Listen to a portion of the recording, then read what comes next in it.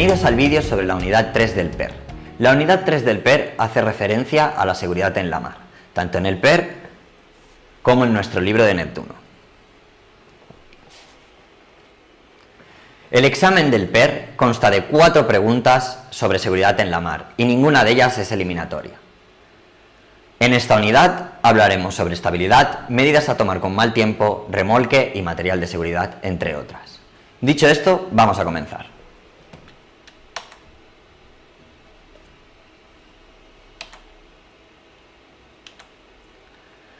Empezaremos ahora con el sincronismo transversal o balance lateral, que es el efecto que nos hace la mar o el viento de balanceo del barco. Es un movimiento que va de banda a banda y producirá pues esta inestabilidad en el barco. Es importante evitar que nos suceda este balance, ya que es el que más compromete la seguridad del buque. Luego tenemos el sincronismo longitudinal, comúnmente conocido como cabezadas. Ahora os pongo aquí un vídeo. Esto es lo que nos produce cuando vamos navegando proa a mar y nos produce este balanceo que va de proa a popa. No es tan peligroso como el sincronismo lateral, pero también puede comprometer la seguridad del buque.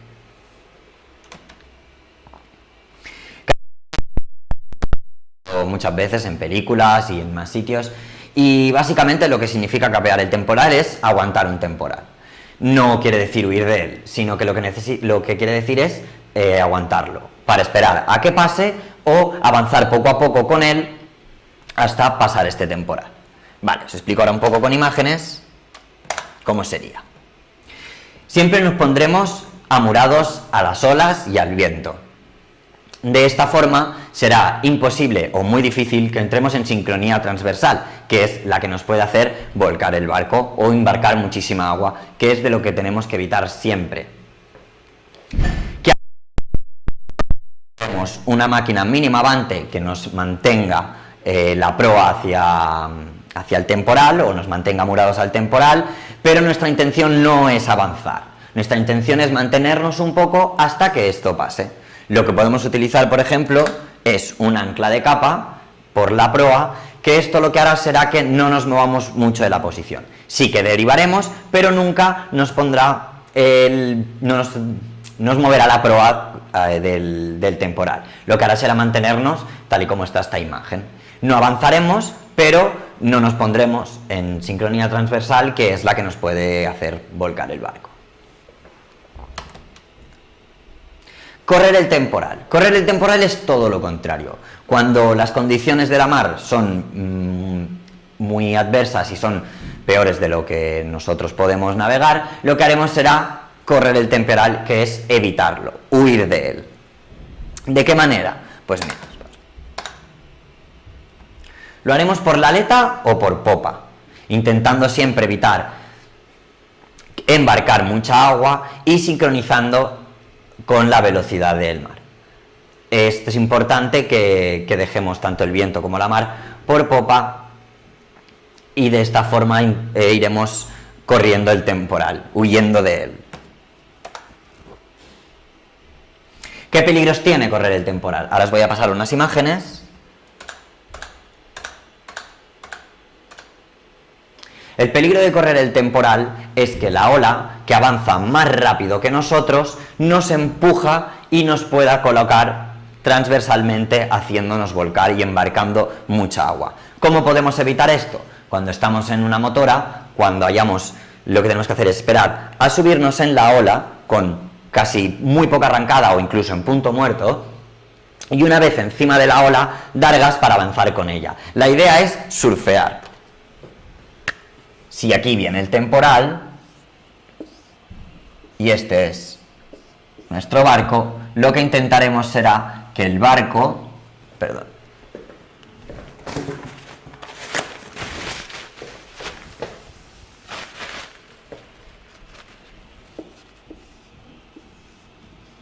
surfe la ola.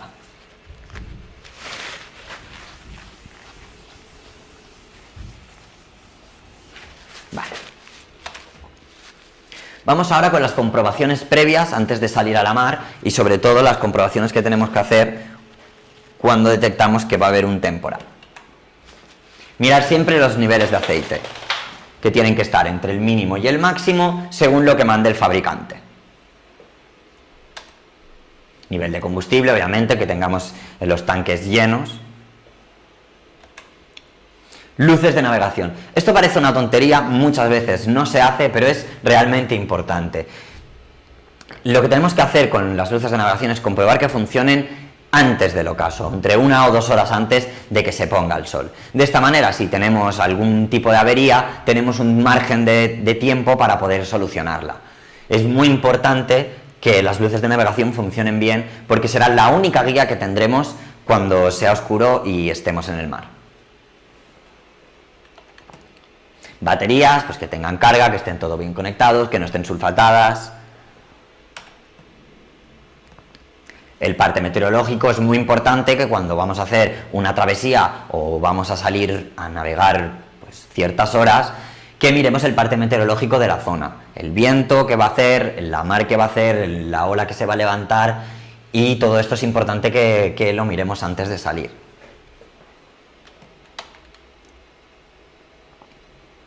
Vale, más medidas con mal tiempo. Estiva y trinca a son de mar. ¿Esto qué significa? Esto de a son de mar. A son de mar significa que esté todo bien trincado y bien agarrado.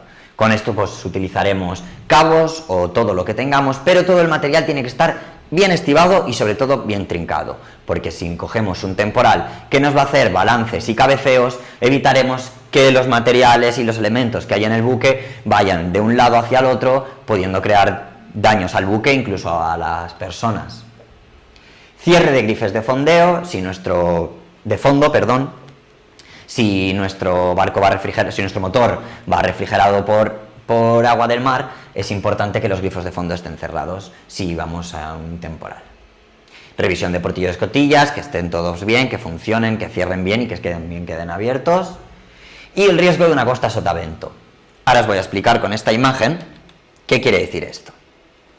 Es importante que cuando hay un temporal y vamos navegando, sobre todo por islotes o islas, no nos quedemos por la parte de barlovento porque lo que no puede hacer es empujarnos hacia la costa. Entonces esto lo evitaremos a toda costa. Como veis en la imagen, si vamos a navegar y tenemos que ir, por ejemplo, pasar por una isla, intentaremos siempre, cuando haya mal tiempo, navegar por sotavento de la isla. De esta manera quedaremos resguardados del viento y del mar y sobre todo evitaremos que la mar y el viento nos arroje contra la costa, que es donde realmente está el peligro. Aquí veis que está correcto. Vale, tormentas eléctricas. Vamos ahora con las tormentas eléctricas. Vamos ahora con las medidas a tomar con tormentas eléctricas. Aquí pone desconectar los equipos eléctricos. A ver, esto es importante porque cuando los equipos eléctricos lo que hacen es atraer a los rayos. Esto no quiere decir que siempre que tengamos encendidos los equipos eléctricos, obligatoriamente si cae un rayo nos vaya a nuestro barco, pero sí que es verdad que tiene una cierta atracción. Como a día de hoy nadie navega sin equipos electrónicos, como mínimo el GPS, bueno, no es una medida muy importante, pero es una medida a tener en cuenta. Tripulación en cubierta indispensable. En la medida de lo posible estaremos en cubierta para así tener controlados y poder evitar siempre estar encerrados dentro de la embarcación por lo que pueda pasar. Puede afectar al comportamiento de la aguja. Como ya sabéis, el compás del barco pues, se mueve con campos magnéticos y los campos magnéticos están directamente relacionados con la electricidad. Será una alteración que pueda crear momentánea, no será algo para siempre, no será un error permanente, pero tener en cuenta a la hora de tomar marcaciones o tomar demoras que el compás puede verse afectado por culpa de la electricidad. Más medidas a tomar cuando hay tormentas eléctricas. Pues es importante hacerse una strack bag, que no deja de ser una bolsa hermética en la que no entre agua, con una bolsita ¿vale? Y dentro meter los teléfonos móviles, un VHF portátil, documentos, todo lo que necesitemos en caso de emergencia. Y esto es importante meterlo en algún sitio que sea totalmente hermético de metal, como por ejemplo un horno. De esta manera evitaremos que si cae un rayo en el barco, estos elementos se estropeen. Normalmente los elementos que son electrónicos, cuando cae un rayo en el barco se estropean todos. Si hacemos esta bolsita y nos cae un rayo y la tenemos dentro del horno, que evitará que entre las ondas magnéticas, mantendremos nuestros teléfonos y nuestra radiobaliza o VHF portátil nos lo mantendrá vivo, por decir de una manera, y de este modo, si tenemos una emergencia, pues siempre tendremos comunicación, que es lo más importante. Vale.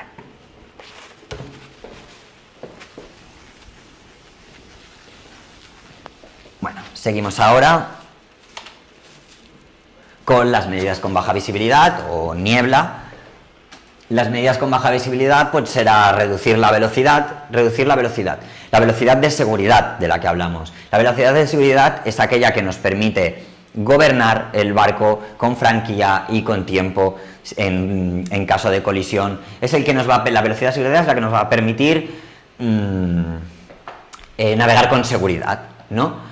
¿Qué vamos a hacer con esto? Pues cuando tenemos una visibilidad reducida, lo que haremos será reducir también nuestra velocidad de seguridad. Siempre nosotros tendremos que ser los que seamos conscientes y decidamos cuál va a ser esta velocidad de seguridad, pero siempre tenemos que tener en cuenta que en condiciones de baja visibilidad habrá que reducir la velocidad.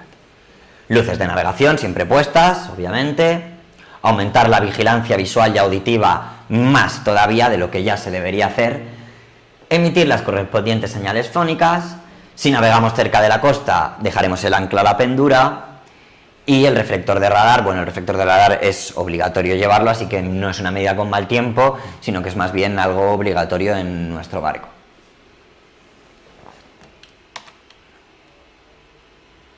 Vale, medidas de navegación nocturna, comprobación de las luces de navegación. Como hemos hablado anteriormente, es importante que las luces de navegación funcionen, así que esto más que nocturnamente lo haremos cuando os he dicho. Tener cuidado con el resplandor de las luces de tierra, ya que ocultan las luces de los puertos. Vale, os explico un poco esto. Cuando salimos a navegar y nos alejamos de la costa, la contaminación lumínica de las ciudades lo que hace es absorber las luces de la costa. Cuanto más lejos estamos de la costa, es más difícil interpretar las luces de puerto, los faros verdes y la luz roja. Porque lo que hace la contaminación lumínica o el resplandor, como aquí le hablamos, es que se absorbe, se come esas luces y es muy difícil de identificar. Entonces habrá que extremar la precaución, ir mirando, haciendo demoras, ir comparando con el radar o con el GPS si tenemos todo incluido. Reconocimiento de faros y otras señales marítimas, pues eso, guiarnos por la oscuridad, y cuando estamos de noche, guiarnos con referencias lumínicas a la costa. Vale, seguimos. Aguas someras, las aguas de poca profundidad. Aquí las medidas que tendremos que tener en cuenta es siempre saber nuestra sonda y lo que cala nuestro barco. Cuando hay poca profundidad, por ejemplo, debido a las mareas o debido a que la zona tiene poca profundidad, la falta de esta puede crear alguna pérdida de gobierno momentánea en nuestro barco por un tema de presiones. Hay que vigilar el tipo de fondo sobre el que estamos navegando e intentaremos siempre ir hacia mayor profundidad. Pensad que si el fondo es rocoso y chocamos con él por culpa de que hay poco fondo, podremos abrir una vía de agua y crear un gran problema en el barco. De acuerdo, vamos ahora con el material de seguridad. El material de seguridad que llevaremos a bordo siempre estará regulado por el convenio SOLAS, que es el convenio que se asegura de la seguridad en la mar. Este convenio, este certificado que ponemos al material de seguridad, lo veremos siempre representado con este icono de aquí, que no sé si veis bien, que es como un timón, ¿vale? Este certificado lo llevarán todos los elementos de seguridad de un barco. Chaleco salvavidas. Vale, el chaleco salvavidas es un elemento de seguridad básico, obligatorio en todos los barcos, y tiene que ser de unos colores visibles, normalmente se utiliza el color naranja, tiene que llevar bandas reflectantes y silbato. Debe aguantar unos 150 newtons de metro de presión hasta la zona 2 y 275 en la zona 1. Para que entendáis, 150 newtons vienen a equivaler a unos 15 kilos de presión. Los chalecos están hechos para aguantar una caída hasta 4,5 metros sin romperse ni hacernos ningún daño a la hora de si tenemos que saltar para desalojar el barco.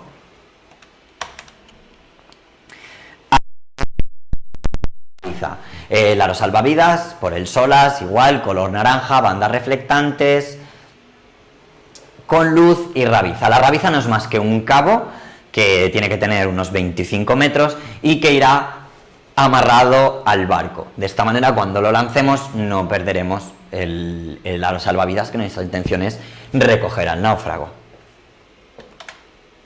Y luego la pirotecnia, que ahora os voy a enseñar una a una, y en el vídeo de emergencias en la mar hablaremos más extendidamente de ellas.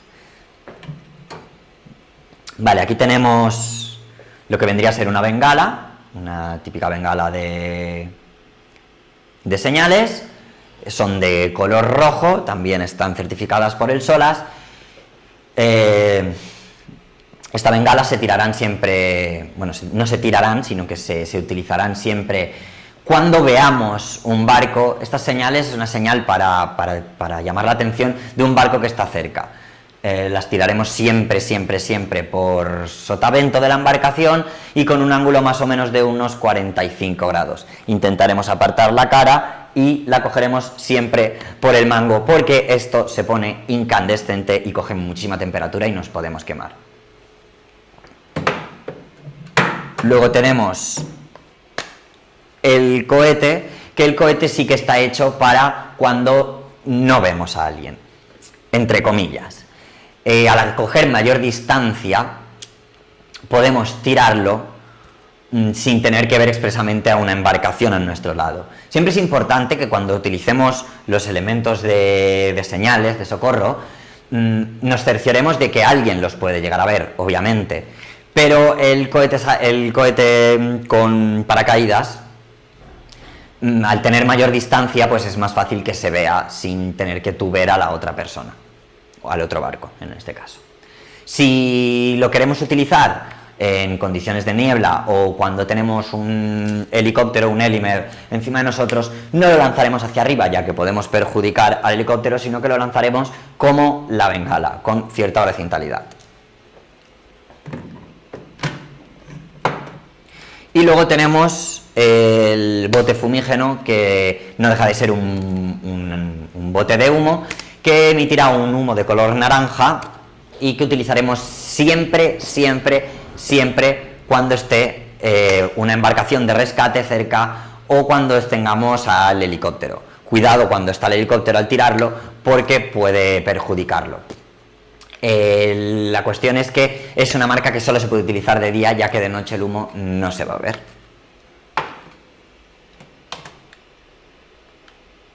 Bueno, aquí explica un poco cómo se tiraría la bengala o el cohete. Quitaríamos la tapa de la bengala, tiraríamos de la anilla y la colocaríamos como se ve en la imagen. Este es el color rojo que digo que hace, y aquí tenemos el cohete.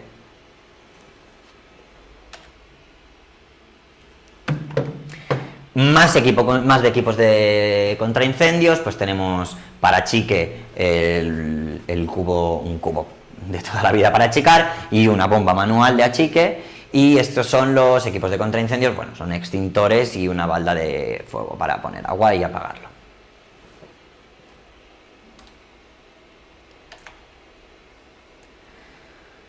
Vale, más elementos de seguridad.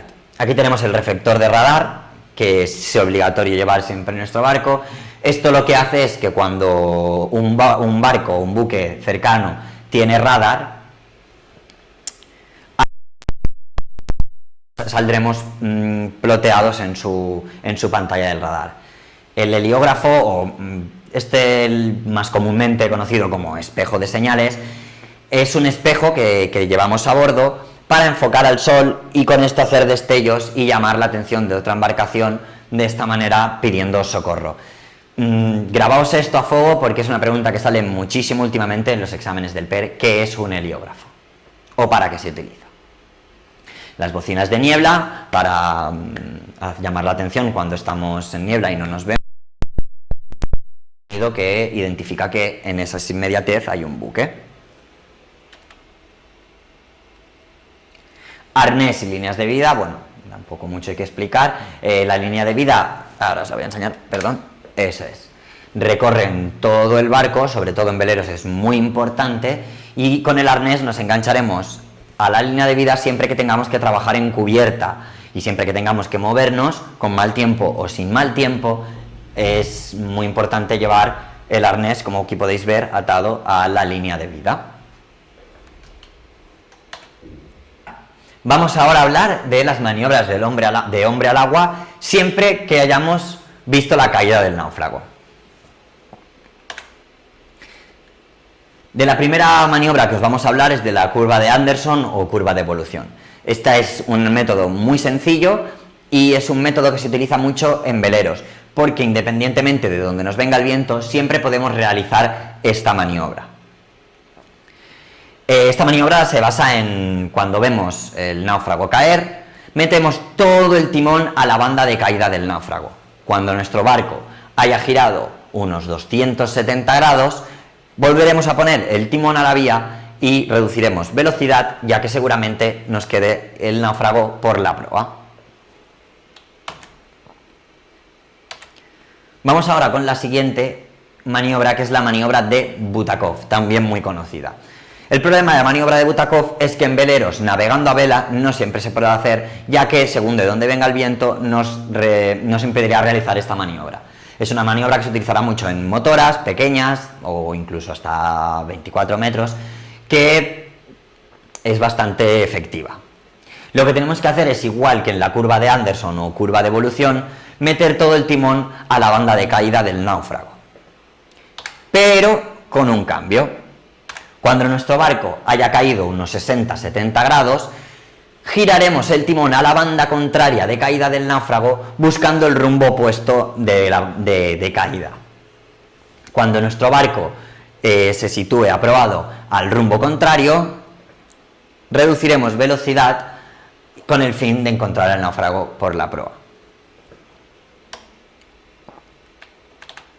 Perdón.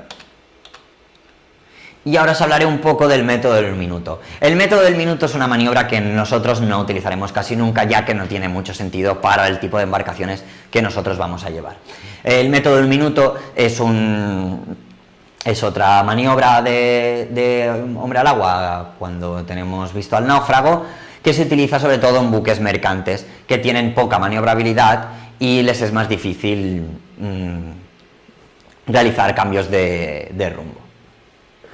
Importante siempre que recojamos al náufrago que sea siempre por la banda de sotavento, o sea, perdón, que el náufrago quede a la banda de sotavento, evitando que el mar nos empuje al náufrago contra la embarcación y se pueda golpear.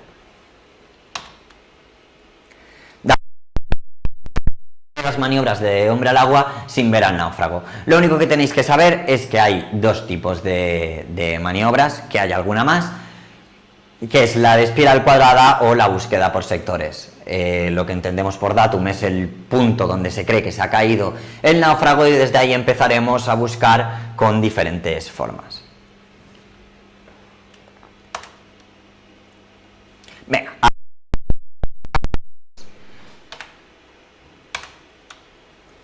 Perdón. Ahora. Vale. Como se muestra en la imagen, cuando nos vamos a aproximar ya al náufrago, porque lo tenemos cerca, entraremos siempre por la banda, lo dejaremos siempre, perdón, por la banda de sotavento. evitando así que si el náufrago, por ejemplo, está aquí, espera, lo dibujo, si el náufrago estuviera aquí, por Barlovento, lo que haría el mar y el viento sería empujarnos al náufrago contra la embarcación, pudiendo golpearse y crearle daños, incluso la pérdida de la conciencia. Entonces, siempre lo dejaremos por sotavento. De esta forma, nosotros no nos abalanzaremos a él, sino que nos mantendremos distanciados porque se moverá con el mar y, sobre todo, para la embarcación. Bueno, escalera de baño. Escalera de baño puede ser de ayuda si el náufrago está consciente. Podemos utilizar una sábana o lo que tengamos arriba para ayudar a subir al náufrago.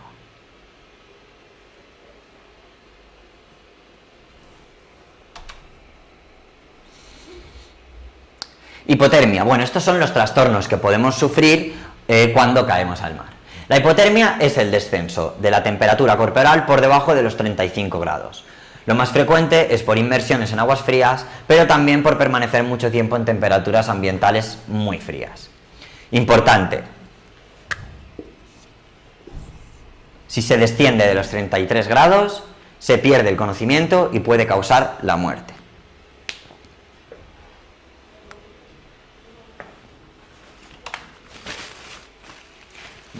Vamos ahora a hablar del remolque.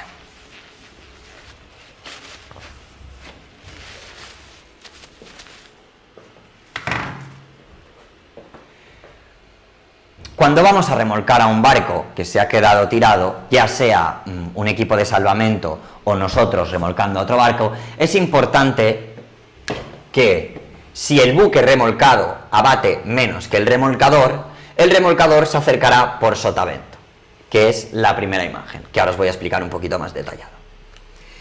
Si el buque remolcado abate menos, o sea, este buque abate menos, se mueve menos, el remolcador, que es este, se acercará por sotavento.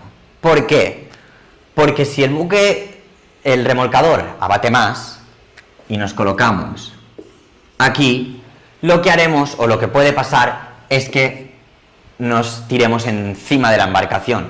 Y lo importante, cuando queremos hacer un remolque, a la hora de aproximarnos a la embarcación, es no chocar, evitar los golpes, ¿vale?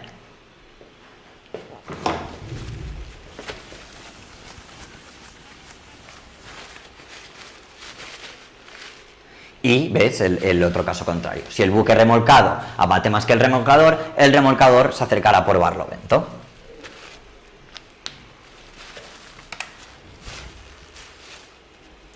Firme del remolque. ¿Cómo haremos firme del remolque? ¿Cómo daremos un remolque? Vale. Es importante, este dibujo de aquí, este es el remolcador, y en este dibujo será el remolcador. Es importante que cuando vamos a realizar un remolque dispongamos o sepamos hacer un nudo de remolque o dispongamos de lo que conocemos como pata de gallo. ¿Por qué es importante esto? Porque aquí, tanto como aquí, recibirá la misma tensión. Entonces podremos gobernar al otro buque sin que se nos vaya por los lados o se empiece a mover. Tiene que ir unido a otra guía que luego irá a la embarcación remolcada. Es importante, en la medida de lo posible, que los vayan en diferentes amuras, repartiendo así las tensiones y las fuerzas. El buque remolcado, que es el dibujo de abajo, no es tan importante como arriba, que tenga una pata de gallo. Sí que es importante que, si podemos, dividamos los puntos de amarre del cabo o cable que nos pasarán, de modo que lo que evitaremos con esto será que no se acumulen aquí todas las fuerzas pudiendo hacer que se rompan, sino que se repartan las fuerzas de tracción y de empuje. ¿Vale?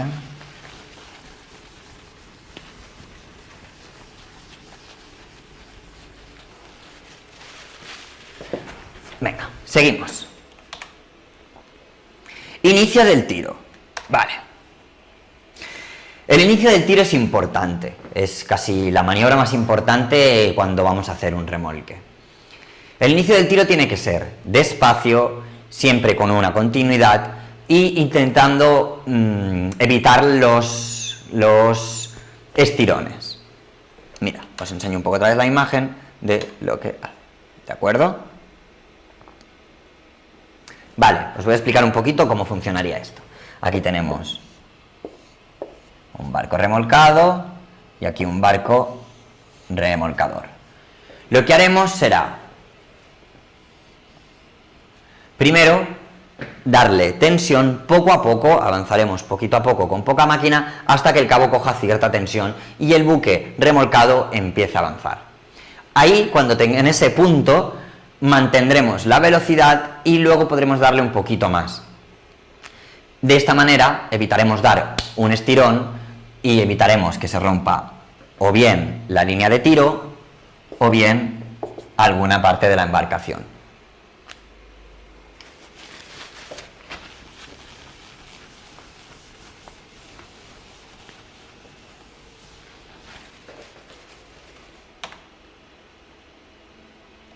Vale, gobierno del remolque. ¿Qué es lo que tiene que hacer el remolcado? Pues el remolcado lo que tiene que hacer es seguir la guía de la estela que hace el buque remolcador. Vamos a ser claros.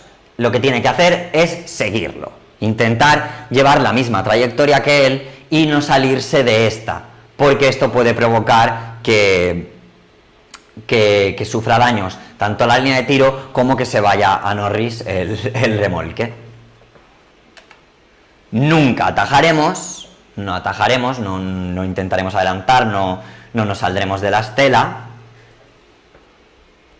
porque si atajamos, lo que creamos en la línea, como podéis ver, es una distensión de esta. Cuando el buque vuelva a enganchar y vuelva a ponerse recto, esto creará una estropada y esto lo que puede hacer es que se rompa la línea de tiro. Vale, ahora vamos con cómo se haría el gobierno del remolcado cuando el remolque es abarloado. Vale, importante poner una línea de defensas como vemos aquí. Así evitaremos los golpes cuando remolquemos abarroados. ¿Cómo nos amarraremos a la otra embarcación? Vale, pues utilizaremos un largo en popa y un largo en proa. Siempre intentaremos que estos cabos estén lo más cerca posible de la otra embarcación, que estén bien cobrados, que no tengan mucha comba, porque de esta manera conseguiremos que la estructura remolcador se mueva al unísono, que es lo que necesitamos, ya que de esta manera, en este tipo de remolque, el movimiento se ve bastante comprometido, sobre todo el gobierno del remolcador. ¿Vale? El remolcado gobierna a favor del remolcador. ¿Qué quiere decir esto? Que siempre ayudaremos, si somos nosotros el remolcado, al remolcador. Si el remolcador gira hacia la banda de estribor, nosotros pondremos también el timón a estribor, girando con él y ayudándolo a hacer la maniobra. Por último, hablaremos sobre cómo contactar con Salvamento Marítimo. Telefónicamente con el número de teléfono para las emergencias marítimas, que es el 900-202-202. Como veis, es un número muy sencillo y fácil de recordar. Es importante porque este número es el que nos contactará con Salvamento Marítimo las 24 horas del día y la llamada será totalmente gratuita. ¿Cómo contactaremos con Salvamento Marítimo si no disponemos de cobertura o no disponemos de un teléfono? Sí que dispondremos de una radio VHF y daremos nuestro mensaje por el canal 16. Además, existe un número más, que aquí no está, que ahora os escribiré, que es el CRE, Centro Radiomédico Español. El número de teléfono es el 913 103 475. A través de este número nos pondremos en contacto con el Centro Radiomédico Español, que en caso de tener un herido a bordo, nos guiarán en cómo deberemos actuar.